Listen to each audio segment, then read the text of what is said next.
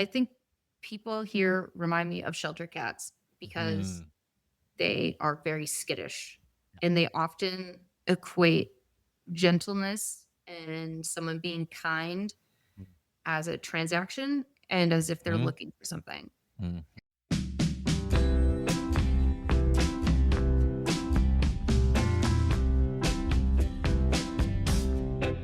Well, hey there, sweet peas. Welcome back to Friendless. I'm your host, James Avramenko. This week I'm joined by one of my newer friends, Leandra Guillet. We ADHD ping pong between exploring human insecurity and the cyclical nature of history to the joyful benefits of whimsy maxing and K-pop dance choreography.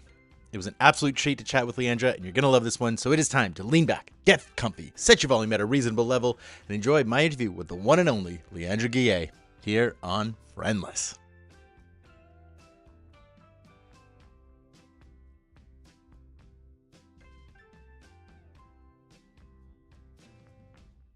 All right. So this week on Friendless, I am joined by someone who is a newer friend and someone who I met through the sort of the magic world of pro wrestling, I think. I've been really excited to talk to you because I've realized this is actually our first chance to have an actual one-on-one conversation that isn't with like screaming people behind Yeah. us. So welcome to the show, Leandra Guillet. How are you today? Oh, we went with the French one, the Oh, fancy. bien sûr. I'm well, thank you. Just hanging out. It's another beautiful day in the city. Uh, Every day when I'm going into the office, I'm like, another day in paradise. Vancouver's tricky. You said Mhm. you're almost going on about 10 years, hey? Yeah, 10 years in August, which is pretty bananas. I had lived here and then moved away, and I thought I had escaped because there is at times there's this feeling of like this city's so expensive you can't even afford to leave it. You Mm. know, you get sort of like trapped in the vortex. But since coming back, I've been really trying to lean into the like, no, I'm here for a reason. This is a good thing, and it is days like today where you're like, oh yeah, okay, I could put up with February being just 28 days of gray Mhm. for this, right? But I don't know. How do you reconcile the highs and lows of being a Vancouverite? Yeah, I think I probably should clarify. When I said another day in paradise, I was mildly being like a little facetious, but yeah, the hot and cold, it's very odd. And it's just like a very weird way that it affects everyone. We're all very moody, and it feels Mhm. like someone has hurt all of us to the point where we can't trust. And I wonder if part of that trust comes from we don't know how to dress when we leave, especially in like the interim months, like the transitional ones. It's like I need a sweater and a jacket in the morning, maybe, but by like midday, I'm sweating and in a tank top. But then Mhm. once the sun sets around like whenever, depending on fall or spring, like I need a jacket again and it's Mhm. cold and I need sunglasses and an umbrella. And so there's definitely like, I feel like I never can travel light ever whenever Yep. I'm like leaving the house. But yeah. I I think wonder if the there's, like, a correlation between the general mood and the atmosphere. I mean, I think Mhm. you're tapping into a few different things that I really agree with. One being, I think the city's motto is "Who hurt you?" You know, Mm. that should be like the city slogan. But but you know, I think one reason I respond in the positive direction, we'll say, is you know, before we hit record, we were talking about wisdoms that our fathers have imparted on us, and one of them, what think I could directly link to like baby's first anxiety worries was my dad used to always love to say, it's better to have a layer you don't need than to not have one that you do. And so I'm still to this day, I'm always layering because even if it's like plus 30, and I'm like, yeah, but you never know. You never know. The weather might change. You know, those clouds, they're not looking too clear, you know? So I'm constantly going through that emotional algebra no matter what. My correlation to that is I'm pretty sure my dad would always say, if I'm remembering correctly, he's like, "You never know where you're gonna have another meal. Always eat." And now I'm like, "Was that a threat this whole time?" That's like something they say in war movies. They're always like, "Ah, yeah, never say no to a meal, and if you could sit, always do, and lay down, and always try and sleep." And it's like, Yeah, was your dad a soldier? not Was at he? all. He worked in telecom. He's the sweetest little guy. I love him. Yeah, no, I think it's just he's just got some funny little quirks that he likes to say, but Yeah. yeah.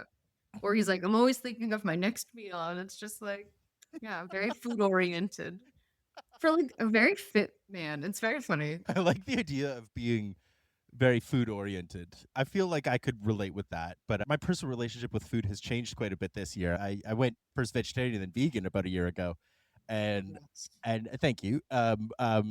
Not meant as a brag, and in fact, I kind of dread telling people it because more often than not, that for some reason instigates a fight. They start telling me I look for fights, and I'm like, I don't I you mean, know. it's a But big commitment and it's hard. So like, yeah, I mean, it's a commitment you're making to yourself and stuff. So I think, yeah, it's hard for you. it's I didn't mean it out of malice. No. Sorry, I was meaning more like I guess the thing that's changed my relationship to food has changed in that I'm like it's not that I don't look forward to eating anymore so much as I'm like I know how do I say I know I'm not going to be satisfied Well, because that's very fair, actually. I right, can appreciate that. You're right, like, this I'm is a still going to be chore cold, now. right, Yeah, exactly. tofu is tofu. Yep. And You it's can stop the delicious, bear pot. right? Yeah. Yeah, yeah. But No. it's not cheese. And that's like one of the things is like I'm very dairy sensitive. So it's like Mhm. cutting cheese out. And I've been like on and off like vegan or vegetarian, just depending on the phase of my life as well. But like there's no good substitute for cheese, whether it There be isn't. cashew or Mhm. coconut or Mm. soy or like probably mildly plastic. Like none of it's good.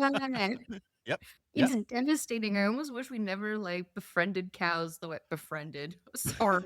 I don't think that's a friendly thing we're doing. We're not like, hey friend. Um anyways. No, but you're spot on. My sister and I were talking about it. She was sending me videos of her daughter, who's about a year and a half, going on almost 18 months, give or take, Mm. and the way her face lights up when she is given cheese, like the world is just perfect in that moment when that slice of cheese is given to that child. And we've realized just like what a chokehold like big cheese has on the Avramenko clan. Well, it's like no, I'm just like pondering about it, if I may wax poetically. Please, that's what a It's podcast is like for. when I was in post-secondary, we had a class where our assignment was we just had to like pick whatever our favorite or what we think was the most important invention in history. And at the time, I was like, the printing press. Gutenberg, is that his last name? Or was Gutenberg. it Johann? I don't remember. I used to know his name off the top of my head, but Wait, wasn't it? Isn't it?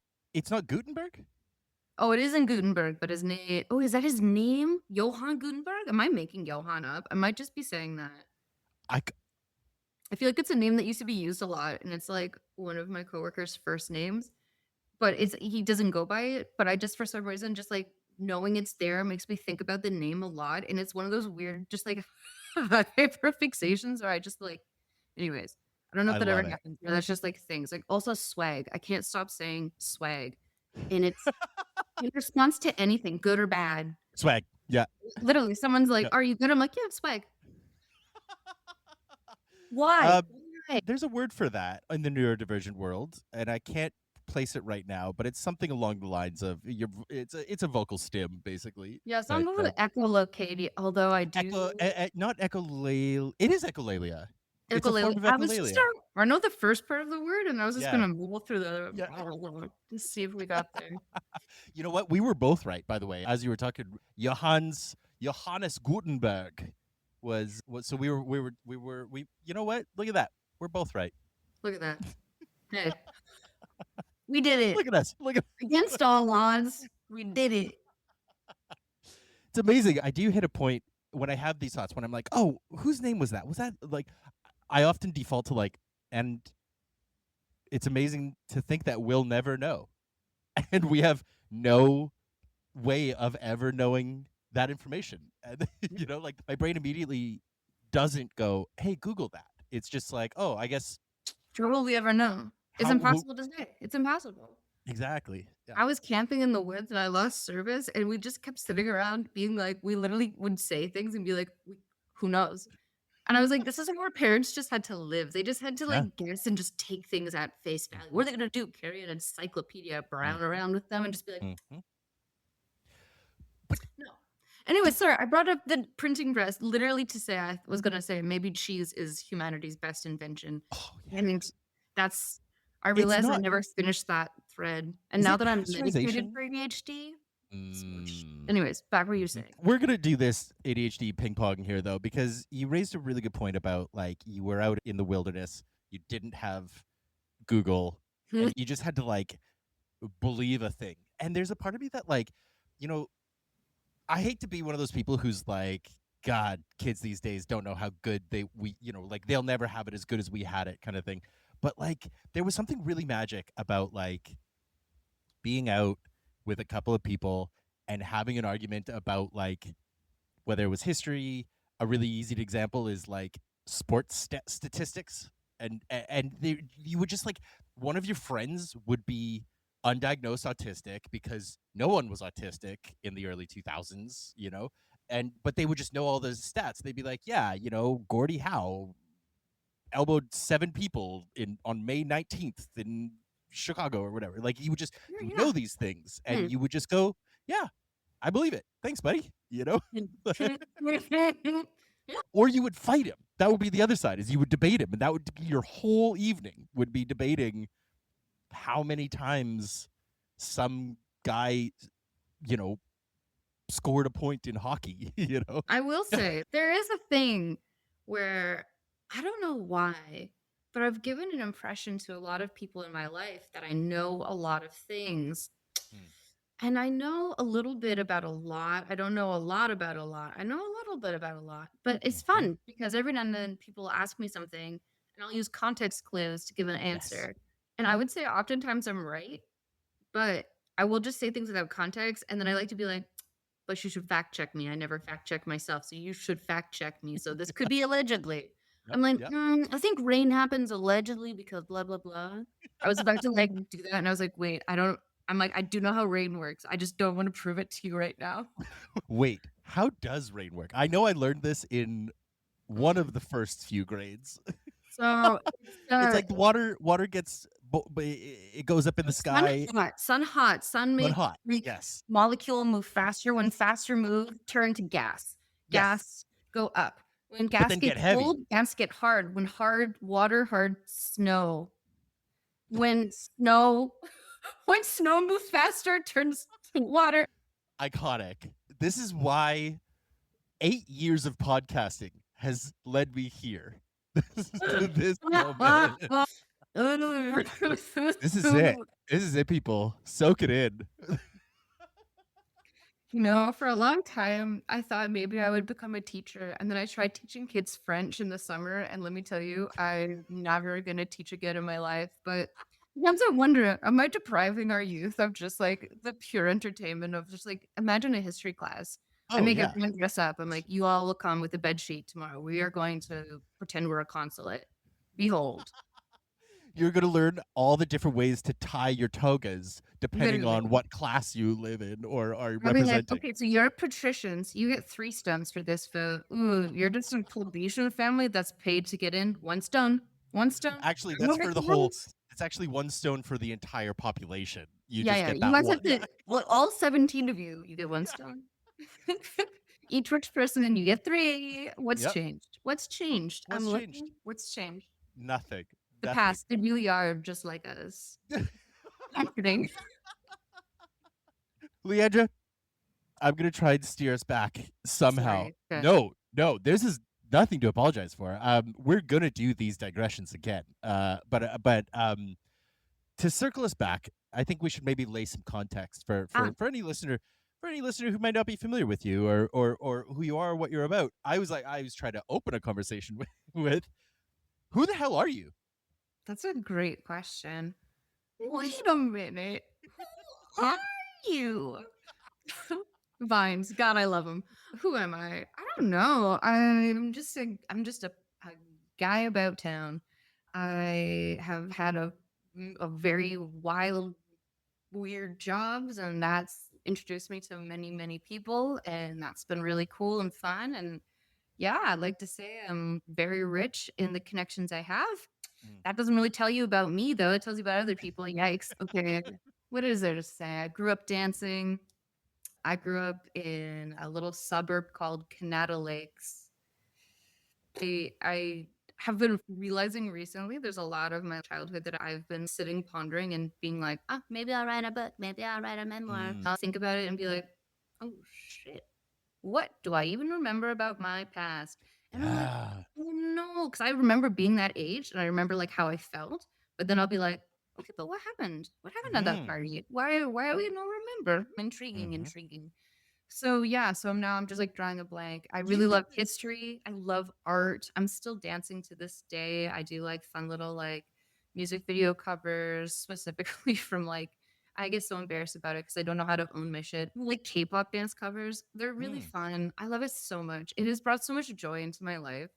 And like it's also by proxy brought so much joy into my parents' life. They love to watch me dance. It's so sweet.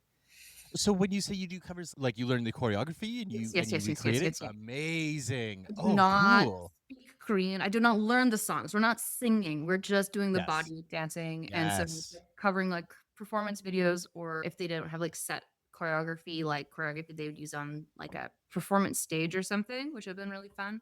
I Work feel like in anything that gets you moving like that, oh like yeah. anything that's bringing you joy. Like I'm my partner, they're a big advocate for what they're calling whimsy maxing lately. I And love and to be whimsy. and it's just like it's just such a powerful tool, and I feel so inspired by them to just be like whimsy max it. Let's go, and just like cuz like yes, the world is real rough right now, and Mm. we're like a half hour away from a nuclear apocalypse, basically at any time. But like at the same time Trinket. too, that's just it. At the same time too, like yeah, but look at this little bobble, like look at this little silly guy. Yeah. Oh, yeah. I do like to because nothing's new, nothing's ever an original thought. I do Mm. often feel as though the like I don't know. I feel a weird gatekeepiness around, and we can unpack that too, because that's Mm. like one weird thing.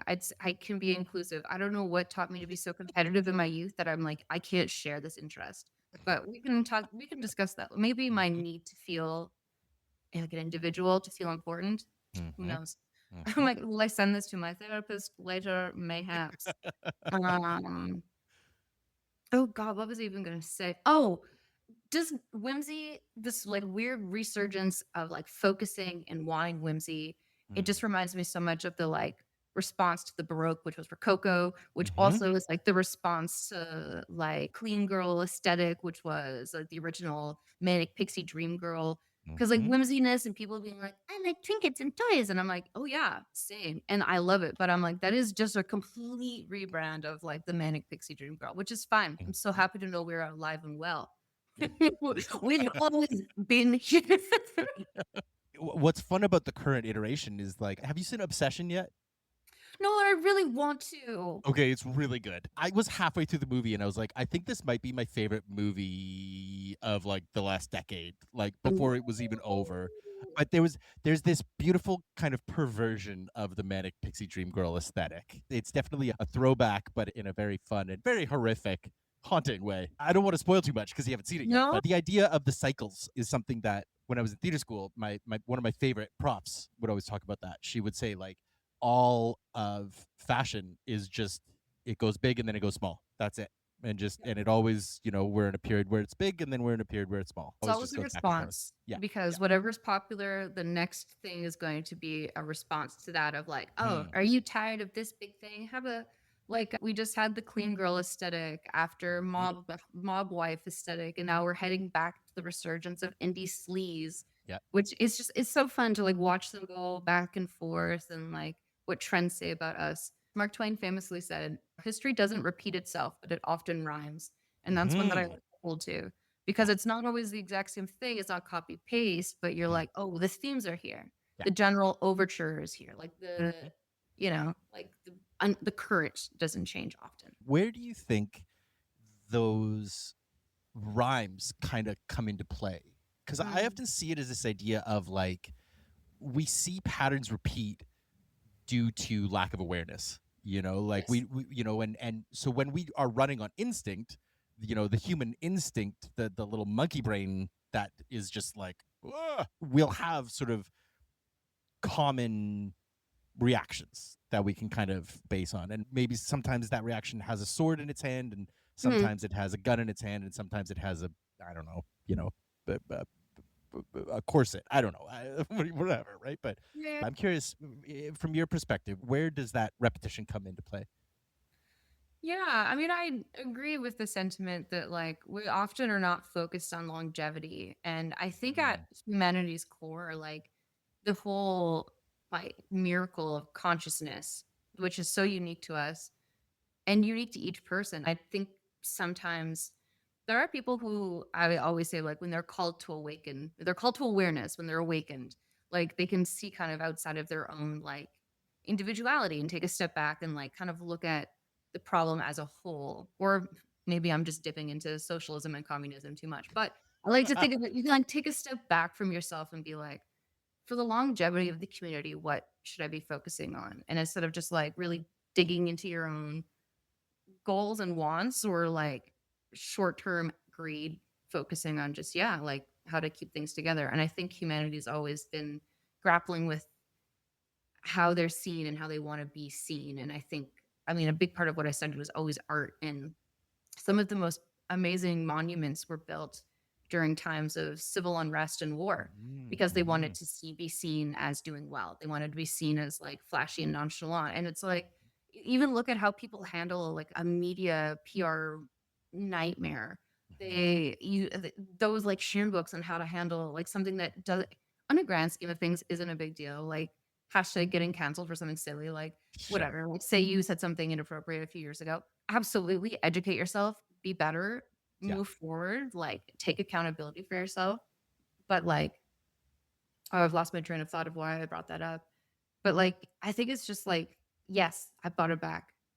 Just like, yeah, our fear. Oh man, where was I going? Every now and then, I think just at its core, I think what I'm circling around is like, we're very insecure as a people and we Mm, want to be seen as worthy and we want to feel part of the community, mhm, regardless of how strong or differently you feel. It's like how we fit into the community is always a peace of mind. Whether you're like, I'm over the community, I don't want to be a part of it. That is still a thought of the community.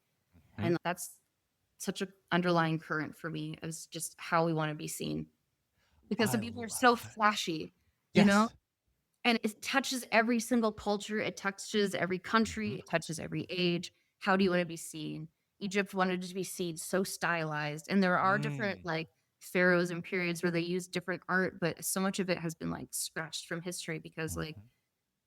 this very hyper stylized type of art and, like, hieroglyphics that we see from the majority of, like, mainstream Egypt is hashtag big Egypt. Was so, like, one way, but it creates this, like, timelessness Yes. where it's like it's just I don't know. Art is just learning more about art is just learning how people have wanted to be seen. It's all just an Mhm, expression on like and I think you literally said it like before we started when we touched on like pronouns, like mm. it's kids saying, see me, like Yeah. this is who I am, see it.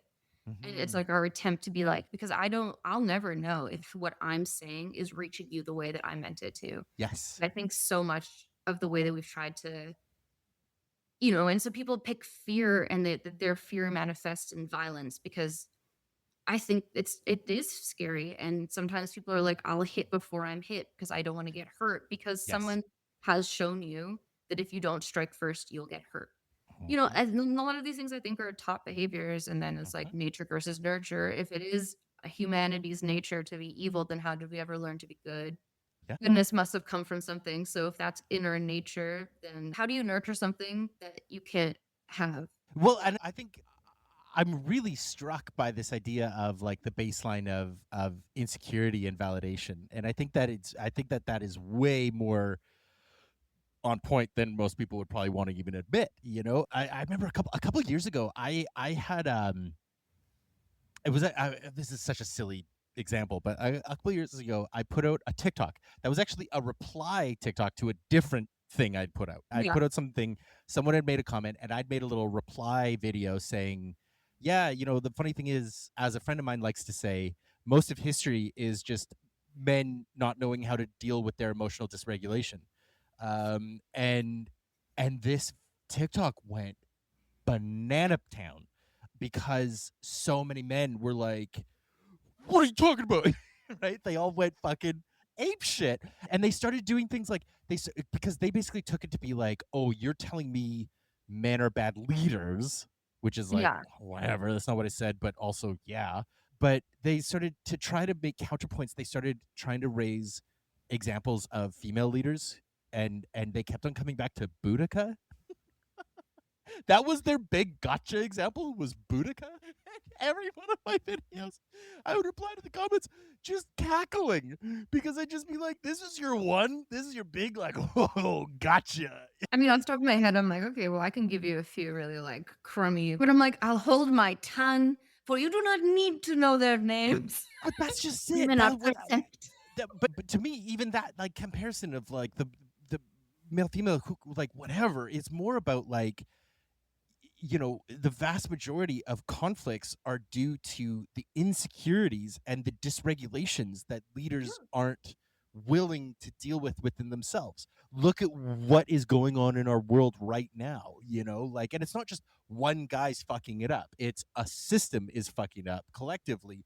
And so many people are too insecure and too afraid of their own personal social standing and their perceived power and control. Yeah.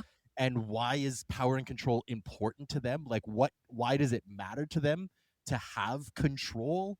I think it's Like, because what life is is that inherent. stemming from? Exactly. Sorry, yeah, it's just No, life please is build on. Yeah, inherently chaotic. Like, exactly. even like we don't know why we're here. And Mhm, so throughout known communication, like we've given ourselves reasons as to why we're here, whether that be modern day religion, whether that be like, creation myths and mythology from different generations and different cultures, like, be it Turtle Island all the way to like making the Big Bang.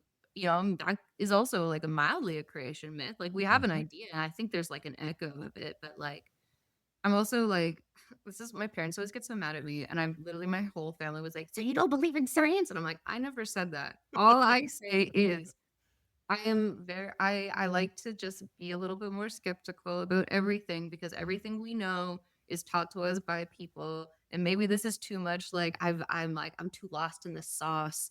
But Mhm. like, I feel like also a lot of things that we know now aren't fact in like 10 or 15 years. So I'm like, Yes. okay, like this could be true. I try not to, which is also huge, which is crazy that it's also like the only thing that I'm like trying to be like cautious about extremes is science. But everything else, I see generalizations. I'm like, oh man, stuck.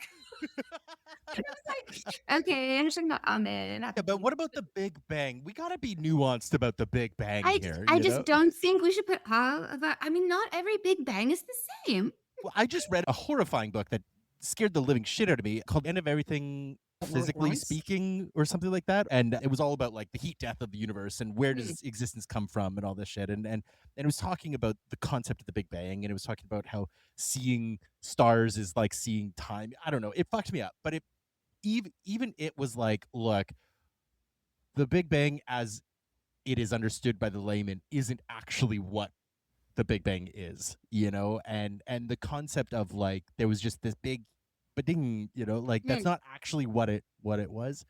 But those concepts, the one that always fucks me up, and that I know, like at its baseline, I believe about evolution. Like I get it. I'm not like no, some guy came and you know made cows out of dirt or whatever the Bible story is. It But happens. for me, evolution just baffles my mind because of the scale that it has to exist on. To think that it's like there were wolves and those wolves had black fur and then they were in a place where there was snow and they were like, okay, in a million years, just because we thought about it, we now have white fur. And that just like that fucks me up. And I get it. I know smarter people than me can explain and understand how it works because it's like, well, they die if they don't have it, and the ones who do have it. But it's like, how It's the all fuck gambling. does that happen? It's all gambling and luck. Yeah. Like, how do photos work? I studied the history of photography. I understand like the chemical process of like capturing an image. Actually, I don't understand how digital work. I do not understand how digital work, No, and one day I'll learn, but right now, brain too small, brain too to smooth, to me, and it's it's or aliens. It's just that we had alien contact in the 1950s. They gave us technology, and they, you know, video work. It's like, I don't know. I think sometimes people are like, "There's no magic," and I'm like, "Bird fly." yeah. The fact that like a I'm also gene talking to you from across the city in real metal time. box. It's crazy. Yeah. Like the fact that like instead of sprouting hair, Bird was like, I shall take this thing to protect body and make a stick, and on that stick, these tiny little fluffums. Yep. Like Yep. that's Yep.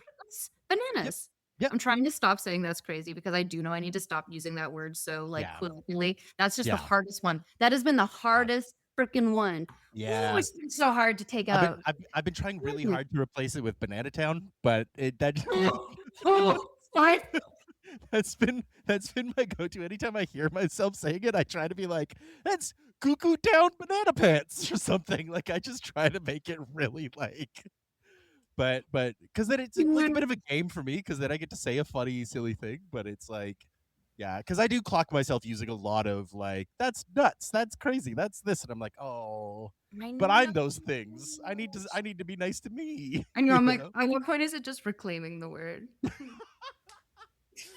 You know, there is a private argument that I don't make in public about the hard R word because according to the Canadian government, I am that word. It's So just how I so feel it's about sort of the F like, swear, man. Like every now and then, I'm just like, really? or using like gay to mean a bad thing. Only in the Mhm. context of there is nothing to me what that word meant like in relation to like what they were referring and what they would use Yeah. it for. There's Yeah. nothing that fits that more to me than traditional straight male behavior. Exactly. And there's Yes. nothing that's like, Yep. "What are you so afraid of? Relax. Literally. I'm not Literally. gonna fight you. Like, Yeah. it's okay. Take a deep Mhm. breath, Mhm. release it." Mhm. And I think this comes back again to like insecurity. And I think it's Mhm. just because like I'll never know what's going on in your brain. Say you've decided to just tell me, "Oh, I know everything. I'm good." Mhm. Like, and I'm like, "Oh, I don't know that." And you seem so assured of yourself, even if Yep. inside you're like, "I don't fucking know anything." But Yep. like, that's it's just that's how That's how we leaders. get cult They, leaders. they literally just smoked and mirrored their way and like Mhm. show ponied like divine right of birth is bullshit. It's literally Yep. like family just was opportunistic, which Mhm. truly is also a cornerstone of Mhm. humanity, I think. Well, Humanity. especially when I mean, God, if you want to you could give direct examples of that, of like bloodlines rarely, if ever, actually continue intact the way that they claim them. You know, like I mean, the first, what is it? The first 10 Caesars? No, not 10, but like the first like 8 Caesars are supposed to all be Julio Claudian, and not a single one are blood relations. So many of them are like also like this was I think Nero was a nephew and Yeah, then Augustus was he was no, I he think I'm was he making that. was That's Caesarian. Yeah, Caesar adopted him after his death, but he was, I think he was his nephew. I think it was Yeah. his sister's son. I think. I'm gonna tell you what, I'm gonna pick up my book on Greek history and I'm gonna Right. study Yep. later. I don't know why that Yep. had to happen, Yep. but Yep. here we are. Yep. Uh, I always make my partner laugh because I'm always like, "Oh yeah, I'm back on my Greek history kick. I just listened to yeah. three books about the same topic." You know, it's Yeah. like they'll be like, "Why?" It's like, "Well, because you got to get like different perspectives, and you gotta have the information reiterated a few times. Like it doesn't stick. It's not like you read it once and you're like, oh, I remember all that. I You also got to just want get to it. acknowledge we're talking about Roman history. I know I keep saying Greek and we I also did the keep same. Greek. I I know know. I'm like, ooh, just in case someone's like a I don't believe I don't know, I'm Actually, so scared of like actuallys, but like milady. dear But dumb, right? this is Roman history.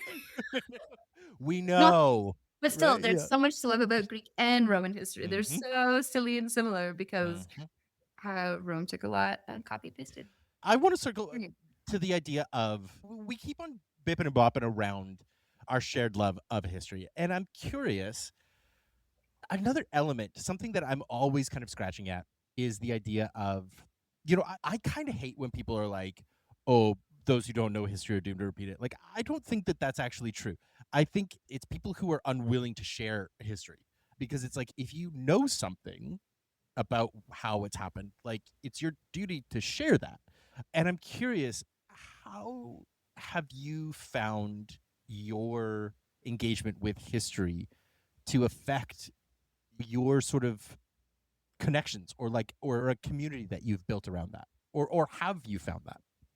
I think it's made me very interested in like where my place is in the world in relation to others. Mm, But I think it's also so interesting because like I see history so much as just like learning stories about people and learning mhm, about their lives and things. So I mean also I am so guilty of like needing to try something or check something for myself in order to believe it. And I think that's just also a huge human flaw where it's like yep, someone can tell you like, hey, this is how it's going to work, and we're still going to want to know. yep. Because I think at the end of the day we're all a little too proud maybe. Hmm. Mm. There To was, answer you your know, question, I don't actually. History never informs my life, actually, is what I'm learning. Whoops. you raised something earlier that I wanted to follow up. This idea of the singular conscious, and the sort of the Mm, unique perspective that we don't recognize. And something that really kind of twigged my brain years ago was this idea that consciousness actually isn't a renewable resource the way that we believe it is, you know, because we see, you know, we see movies, we see media of all kinds where people are just endlessly dying.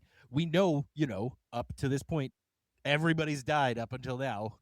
You know, yep, history books are full of dead people, right? You know, and yet we still trick ourselves into believing that it's like this perpetual, continual, connected flow, and it's mm, not, because like the singular experience of being Alexander the Great has never happened again.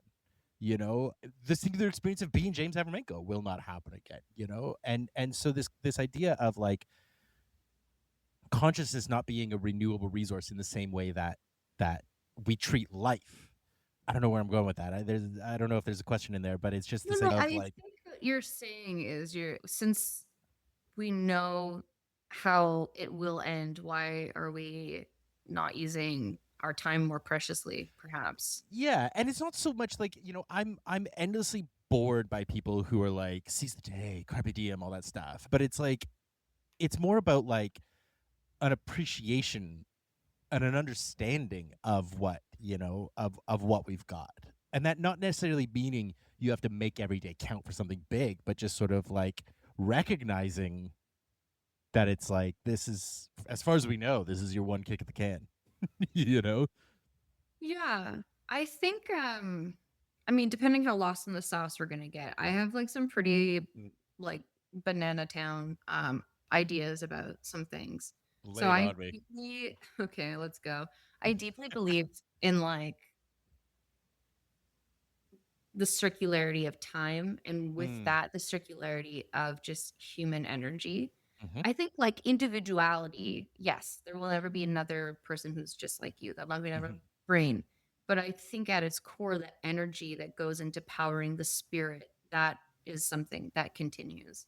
I've Hmm. always felt this is so silly. I feel like I get so like weirdly meta about it, but there's been so many things in life where it'll be a situation or I'll have to do something and I'll just know how to do it. I'm like, this whole thing feels so familiar. Like I must have Hmm. experienced it. Or like certain scenarios, like how am I able to like conjure that outcome and like prep for it?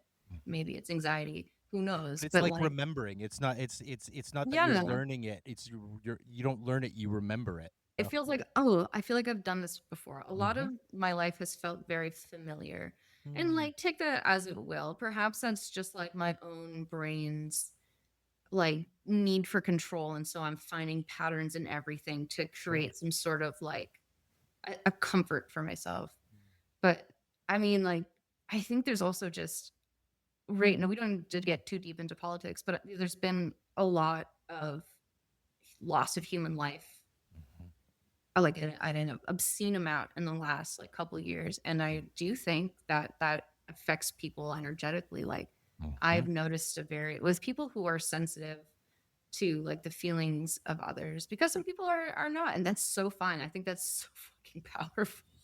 Yeah, yeah. But to us softies, like, um, it's just like I think we've all been really feeling it Mhm, because like that amount of grief and that mhm, amount of like energetic imbalance, I think is also something that's like really, really felt. mhm, And I think it's like also kind of like when you can see outside of yourself and you can put your needs to the side and think about it's like, or some people are like, are you a hero or are you like the anti-hero? Because it's like, if you had to pick the world or like your mom, who would you save? And, like it's mm, so easy to be like, well, I'd save the world. But for a lot of my life, I'd save my mom. Fuck the mhm, world be damned. mhm, So it's interesting, like getting to that point where it's like, if I'm able to like turn off my feelings and look at things objectively, then like I've come to a weird place. Sorry, mom, where yeah. I think I could choose the world genuinely. Mm. I don't know if that makes sense, but It it's does, yeah. that like I think it takes time, and I do think all people are capable of it. It just depends if your cycle of whatever we are doing Mhm, calls for it. I think some people are newer energies because I think mm, time is happening all at the same time, all on yeah. top of each other. That was something that really messed me up about this astrophysics book that I read, because it was basically talking about how you can see time, Yep. and like, just by looking up at the stars, like you're actually observing time, and if you had a powerful enough telescope, you could observe the past, and yeah, I think that there is a deeper cycle within these things. It's a bit morbid, but it's like, it's this idea of like, within the last 100 years, the Earth witnessed the single worst massacre of human life that has ever occurred in a contained period ever, of any recorded history, of any wars, any yada yadas, any skirmishes, anything. In between 1939 and 1945, the world lost more human life than had ever before, but it only topped what had just been the worst massacre between 1914 and Second Year's 1918. War, 100 Right? Years War. So these constant escalations, and there was this feeling of like, obviously it was a very skewed perception of peace afterwards, and there was a very small sliver of people who got to prosper out of it. But there was this kind of, at least Western world peace that came out of it. Now, obviously, it only lasted a couple days until they started invading Korea and yada, yada, yada. But there was this feeling of appeasement for the blood god, you know? The blood Mm, god went to bed for a little bit. And, the blood god still needed feeding consistently, but it didn't need the big gorging meal. And it feels like we're in a period now where the reserves have run dry, and blood for the blood god is back on the menu, and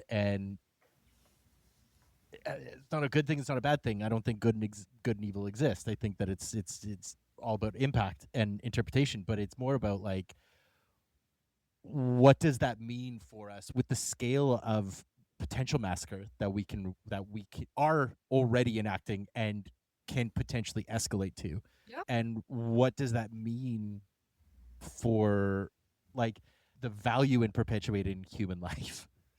Not to go real dark and not to go real cynical, but it's sort of like we've hit a point where, I read this book earlier this year about nuclear war. It was literally called Nuclear War Scenario, and it basically went through minute by minute what would happen if a nuclear bomb went off in the states, and without fail, every single time, anywhere in the world, once one nuclear bomb goes off, within about an hour and a half, the world is over. There's just no scenario where that's not what happens. And it's not just like, oh, one bomb went off and that's terrible and we feel bad.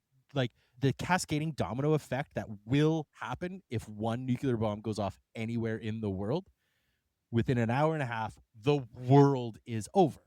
and it doesn't recover for about 20 to 30,000 years, you Yeah. know? And so it's like we've gotten ourselves to a technological point where we've made ourselves irrelevant, you know? Mhm. And we're not doing anything about it. We're just saying, like, oh, yeah, cool. Let's give the most unhinged, deranged, pants shitting, narcissistic loser the codes to the fuck to that, you know? And like, yeah, but don't worry, because God's on our side, you know?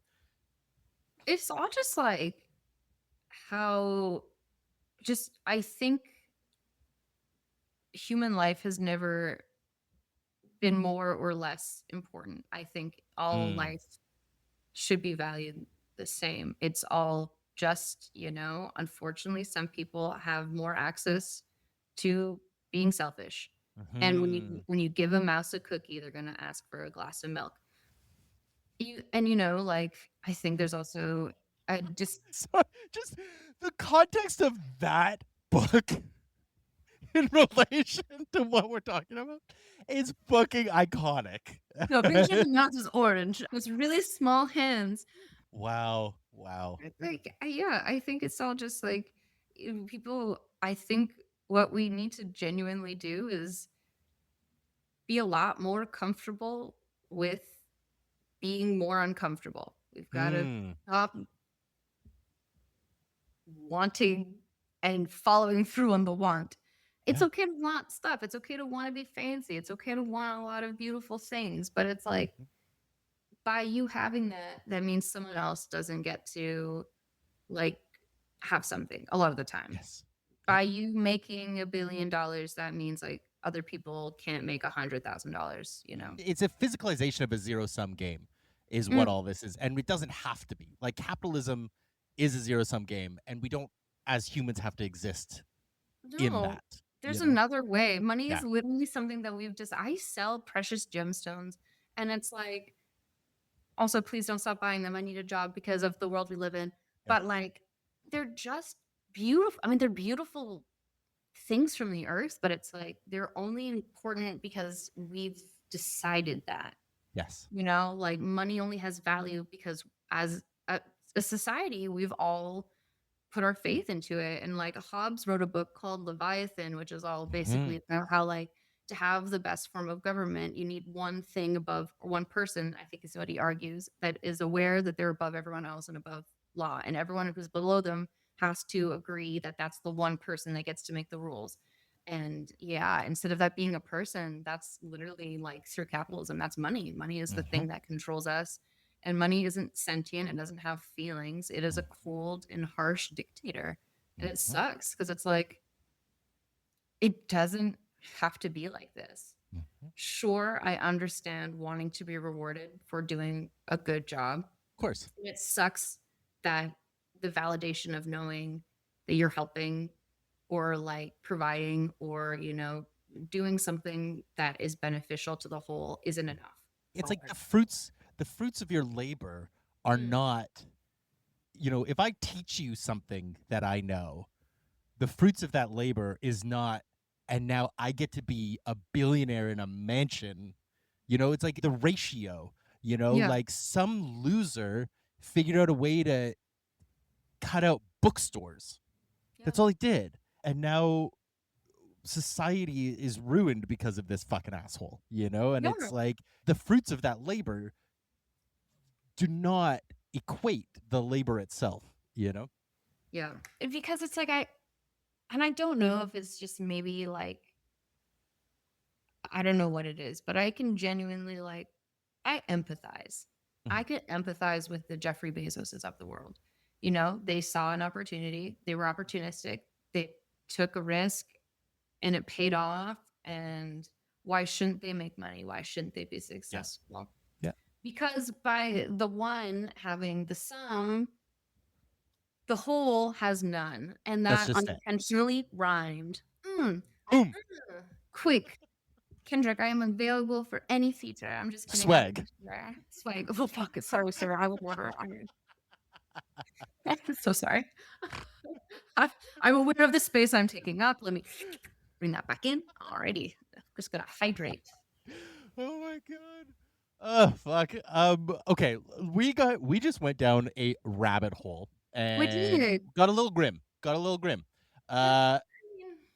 Ah, I love this shit. Don't get me wrong. I'm clocking the time, and I don't want to just like be like, okay, well, bye. But I let's do go want out. to, yeah, I want to try and bring the energy up a little bit before we do begin the wrap up. This is a little bit of a left turn. I'm gonna smash a few different kind of questions together. We opened the conversation talking a little bit about Vancouver and talking Mm, about the community within it or lack thereof. Something that I've been encountering a lot recently is the idea of like the circles within circles within circles within circles of Vancouver, which is already even its broadest circle is a very small circle. In your response to me, in your email to me, you described your your dating and your sexuality as what you called a coffee order, and I thought that was one of the best pieces of language I had heard in a long time. I often refer to my mental health as my ransom note because I'm like and like the collecting letters. pharmacy bill after you're like, oh, Yeah, that's yeah, so yeah. much better. Oh, oh, Right? oh. I'm like collecting letters to like make my demands to the chief of police, and it's like, okay, I got a B, a B, a B, P, and a D. Now I can start spelling something else out. But I thought coffee order was a beautiful piece of language, and I'm curious, how do you engage with the sort of like the circles and the overlaps of neurodivergence, of queerness, of activism, of being fucking burnt out in Vancouver, where it's like the rain starts, and even though everybody knows it rains here, the moment the rain starts, it's like everyone disappears, and then the sun comes out, and Mhm. they're like, "Oh right, oh yeah, I'm still alive." How do you engage with that for yourself to kind of keep yourself like joyful and not feeling like? How do you keep Mhm. yourself joyful in those realms? I feel like I just didn't really have community as a kid, and I didn't really fit in Ottawa, and that's fine.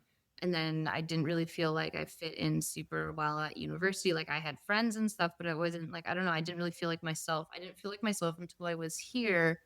And it's just, there's something that's like very interesting about this Vancouver because when I first got here, it was really hard to make friends for about like 4 or 5 months, and then something just switched, and it's like, I don't know what, but then it was really easy, and I would just start taking classes on my own of stuff that was interesting to me, like a pottery class, and like there'd be someone my age or like around there, and we just like sit next to each other, and then I would just start like talking with them and like being like, cool, we're doing this together, and like some of those things like led to like really beautiful friendships. Same thing with like some dance classes and stuff, and like I met all of the girls like I do my dance crew. I met all through like studying through unique dance, whoop whoop, shout out. But like it's just like, I don't know. I feel like the way to wrestle with the flakiness of the city and just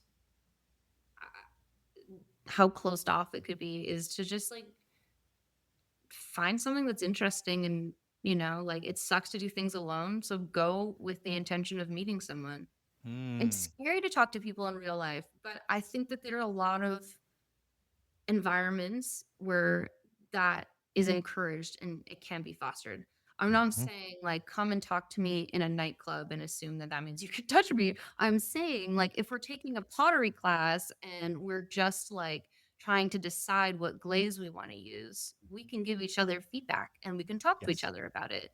Mm. Or like I also got into Vancouver and I started climbing and I bouldered for like 5 years. Like Oh wow. the majority of folks here, everyone climbs. It's sweet. Right. Like, I literally befriended a girl climbing there because I asked her to like if I could watch her climb a thing. I was like, "Do you mind?" Like, it's called like betaing. If you show someone how to do a climb, it's you're showing them, you're modeling how they use their body to answer this puzzle. So give me some Wow. ideas, like a hint.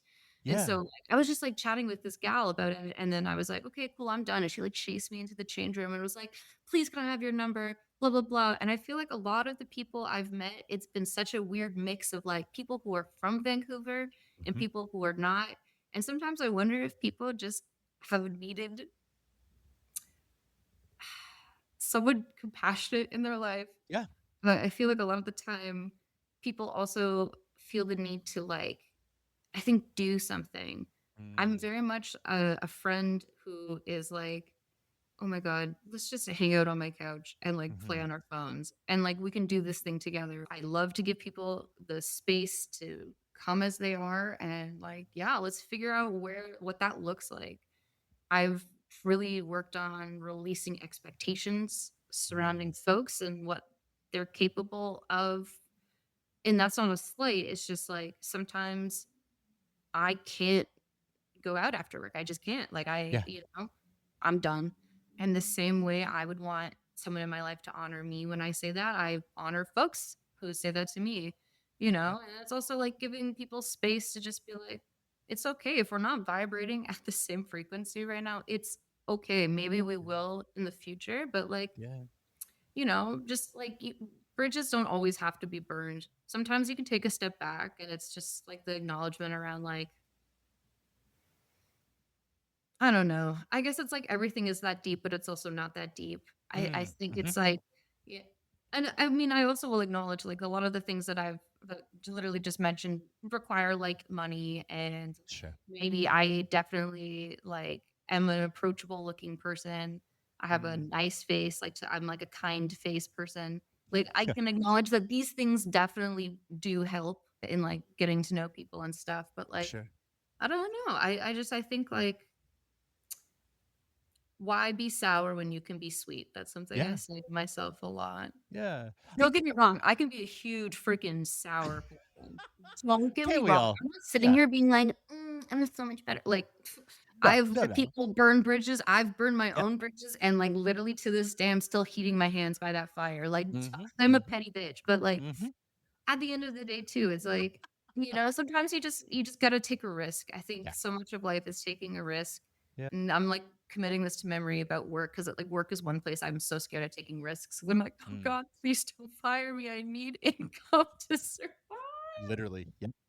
I also genuinely enjoy my job, but it's also that like resource scarcity mindset where I'm just Yes. like, fucking Jim, we started here, we're ending here. Like, you never know when you're gonna have your next meal. Yep. Literally, Dad, you smart me. I think that you're tapping into something that I've been really trying to internalize and behave this way myself, and I've also been trying to really trumpet it to as anybody who will listen. But it's this idea of like community is your responsibility, and like the things that you want are your responsibility to do. If you want friends, you have to go be a friend. It's exhausting and it's a pain in the ass and it is inconvenient. But if that's what you want, you have to stop saying other people suck because they're not calling me. Other people suck because they're not texting me, because they're not making plans, because da da da da da. Tough shit. If that's a Right. thing that is important to you, you have to be the one who goes and does it. And I believe that in my bones and I hate it. And I fight it all the time and I reject it all the time. But inevitably, whenever it's like, oh, yeah, this is actually a fundamental value of mine that I need in my life that other people aren't doing, but that I want to do with other people. So when I make it happen, inevitably it always feels good. It always feels Yeah. like, yeah, that's how it should have happened. Right. And I just think taking that responsibility for yourself is actually kind of a really helpful first step. It's not that it's hard to make friends in Vancouver. It's that people don't take the first step. It's like people are waiting to see who blinks first, you know? Yeah. And yeah, that is uncommon in other cities, but it's like, okay, then live somewhere else if you can't deal with that, you know? I think a lot of people here, and I literally my algorithm is just serving me like shelter kittens who are really scared and really standoffish. Yeah. And it's like something hurt you. Yeah. And, like it could be visually, there's some things in Vancouver that are really hard to sit with and Mm. see every day. And Mhm. like there's a lot of civil unrest and there's a lot of things that are wrong fundamentally in this city. And being a young person too, I think that that's got to feel really isolating when Yeah. everyone who's, like able to vote before you is just making all these calls for you that just Yeah. don't reflect your nature. I think it's like also, I think why so many young people are so disenfranchised when it Yeah. comes to like wanting to vote because it almost feels like, what's the point, Mhm. And But it's like, that's the absolutely, point. That's the that's fucking the point. point. That's And why so you it's vote. like, Yeah. I love Enfranchise it. yourself. That's what I always try to So it's like, push is like enfranchise yourself then. Go fucking piss them off by going and voting. yeah, Like be a pain in the ass. Go vote. Right? yeah, like do something about it. I don't know. What am I even trying to say? I often don't know what I'm saying until I'm halfway through my sentence. And even then I'm like, yeah, we'll see. Sometimes they're like really, sometimes I'm really good at holding onto my threads, and then sometimes they're Yeah. gone. Yep. Um, yeah, I think people here remind me of shelter cats because Mm. they are very skittish and they often equate gentleness and someone being kind as a transaction and as if they're Mm. looking for something. And I Mhm. don't know what's taught them as a whole, but I do feel as though there's a very, and it could also be like a generational thing. Like Yeah. maybe our whole like millennial Gen Z, like maybe everything this post-capitalistic society has our landscape has colored how we view interpersonal things, and now Mm. we don't know what someone wants from us. It's like, what do you want from me? Like, Yeah. am I unsafe? Are you asking for something that's more than I can give? But also we have a Mm. fear around saying no. So by putting up this cold front and by pushing away first, you are protecting yourself. Yep. And I think sometimes you just gotta like wear that down a little bit, not in the like no means yes, in the like sometimes you've just got to let someone bail on you a couple times and Yeah. meet them where they're at. If someone can't get out of the house, just be like, do you want to just like watch a movie at your house? Like I can come Mhm. to you, or like, oh, I don't know. Like I love to just like treat my friends to dinner. So it's just like one of those like little things where I'm like, things are so expensive here, and some of my friends, like, I'm like, God damn, like let's like take this first pyramid level off of your needs so that Yeah. you can focus on things that are more important. Because like that first level should be a baseline of human necessity and Yeah. decency. Not necessity, Yeah. but like I think that it should be human rights. I think you Mhm. should be allowed shelter, nutrition, food, and warmth. Or Mhm. yes, is that Maslow's first thing? I know it's Yeah. like food, sleep, and shelter and Yeah. water. I think that's Clothes. the baseline. Yeah. Clothes, I think, is part of shelter. Is the next one? Oh, okay. Okay. I think that's all like that one. And then you move towards like Then being like able to be an dignity. individual. Yeah. It's like dating and esteem. That's like the third one. I think like first it's like friendships and like relationships. I don't think romance. Maybe it's not. Maybe you are right. Maybe I'm just telling you you're wrong out of nothing. These are cycles that I haven't studied in years. I'm drawn No, from there's cobwebs on that memory, I'm like so sifting through yeah. the filing cabinet in my mind. Like, I'm picturing like an attic, and there's like it's in the back corner, like it's like I don't know. For some reason, my yeah, like, exactly. My mind immediately went to the scene in National Lampoon's Christmas Vacation where he finds a present stuck behind the chimney, and he sees it. It's a Christmas present that he's hidden from years before, and it's funny. and it's like that's yeah. Anyway, yeah, you are amazing. You're fascinating. Thank Well, you so much. I feel like this is one of the things that I am so grateful in doing this show that I didn't realize it was like I was giving myself a little bit of a gift in creating this show was creating the opportunity to meet people and chat with them and to get to hear this other side because it's like we've known each other God, going on over a year, you you came to too. my birthday, I did come to your right? birthday, and I Which did win like a prize. right? And Yeah. like that, I mean, that immediately puts anybody who comes to my birthday is already like in a tier up. But it's like, yeah, 2 years, something like that. And yet we've never actually had a chance to like have a one-on-one conversation, and I do much better in, as a friend of mine once said years ago, I'm exhausting in crowds. you know, like I'm much better at this, and Well, you so like to it just entertain. You want people to have a good time, and I can exactly. appreciate that. But see, people who are like born to host and entertain, Hmm. they get spread so thin at social things because you can't Exactly. dive into them because they are so concerned about everyone else having a good time that yeah, it's like Exactly. hard to dig in.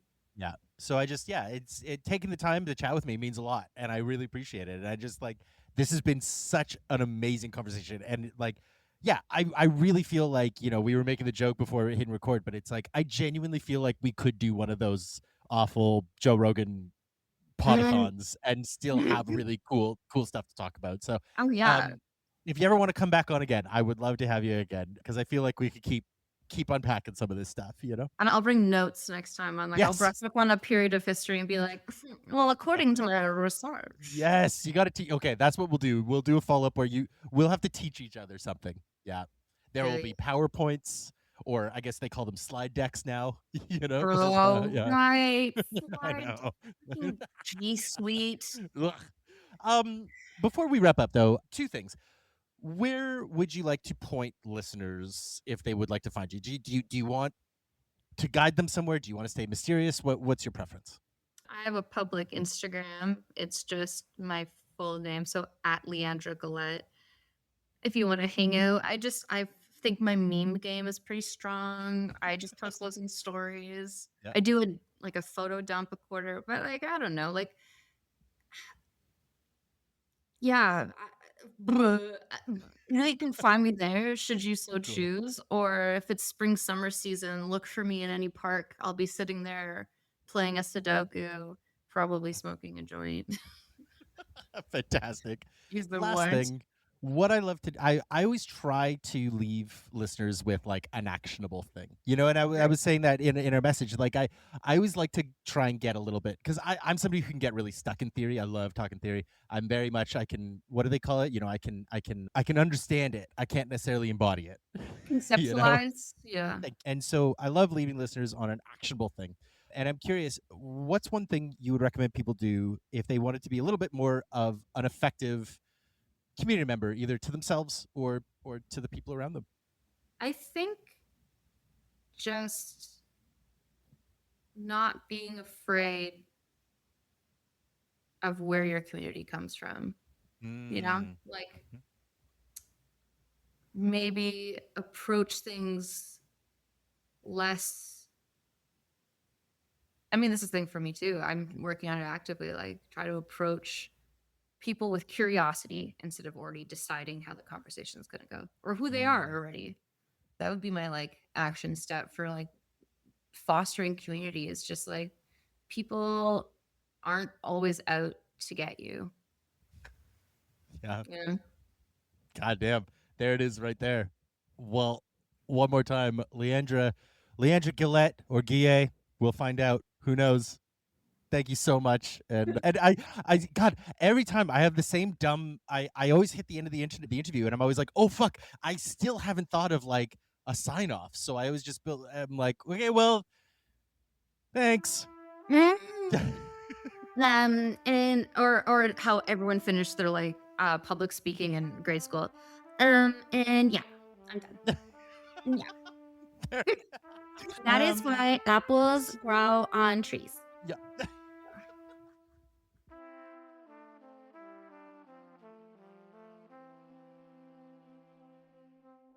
And that's it. Thank you one more time to Leandra for joining me on the show. It's always a pleasure to chat with someone who can indulge both my history nerdiosity and my existential dread. And thank you for making it all the way to the end of the episode. If you want more Friendless content, why not sign up for my weekly Substack? That's where you're going to get weekly recommendations for books, music, movies, all kinds of fun stuff that I have found throughout the week, as well as a brand new piece of experimental writing from me. I've been having an absolute blast writing them, and I think you will have an absolute blast reading them. So if that interests you, sign up in the links in the show notes. But that's going to do it for me, so let's wrap things up here. Thank you so much for listening, and I hope I will catch you back here next week for another brand new episode. But hey, as always, I'm not going to worry about that right now, and neither should you, because that is then, and this is now. So for now, I'll just say I love you and I wish you well. Fun and safety, sweet peas.